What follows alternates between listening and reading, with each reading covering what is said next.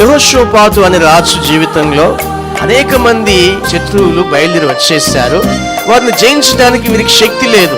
అలాంటప్పుడు దేవుని దగ్గర ప్రార్థన చేశాడు, దేవా నేను ఇప్పుడు ఏం చేయను? ఆ శత్రువుల బలము నాకంటే చాలా బలమైంది, నేను వారిని గెలవలేకపోతున్నానయ్యా, గెలవలేని పరిస్థితిలో ఉన్నాను. నా దగ్గర ఉన్న సైన్యం చాలా తక్కువ ఉంది, నా బలం తక్కువ, శత్రువుల బలం ఎక్కువగా ఉంది. ఇప్పుడు నేను ఏం చేయాలి?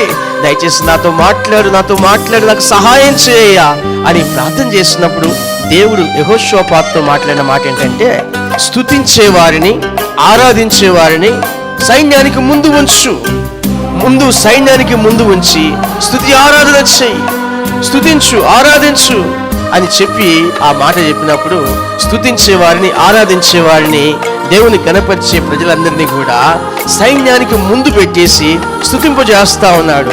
వారంతా యెహోషాపాతుతో ఉన్న ప్రజలందరూ కూడా దేవుని స్తుతించి ఆరాధిస్తూ ఉన్నాడు. స్తుతించి ఆరాధిస్తున్నప్పుడు యెహోషాపాతుతో యుద్ధం చేయడానికి వచ్చిన శత్రు రాజులందరి రాజ్య సైన్యం అంతటి మధ్యలోన బాటుగాళ్లను దేవుడు పెట్టేశాడు. బాటుగాళ్లను పెట్టినప్పుడు శత్రు సైన్యం అంతా వారిని వారే చంపుకొని మరణిస్తున్నారు. వీరి మీదకి రాలేదు.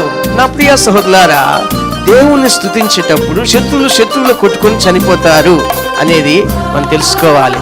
ఎలా వారు కొట్టుకొని చనిపోతారంటే వారిలో వారికి గొడవ పుడుతుంది, వారిలో వారికి అబద్ధాలు వస్తాయి, ఒకరి మీద ఒకరికి కోపం వచ్చేస్తుంది, ఒకరి మీద ఒకరికి ద్వేషం వచ్చేస్తారు. ఈ విధంగా దేవుడు కలగజేస్తాడు. మాటుగాండ్లను పెట్టినప్పుడు శత్రువులు కొట్టుకొని చచ్చిపోతారు, కానీ నీ మీదికి రారు. వాడు ఎప్పుడు నీ మీదికి రారు, ఎప్పుడు నీకు చేయగలుగుతారంటే నువ్వు దేవుని స్తుతించి ఆరాధించినప్పుడు మాత్రమే నీకు జయము, సాతానికి అపజయం.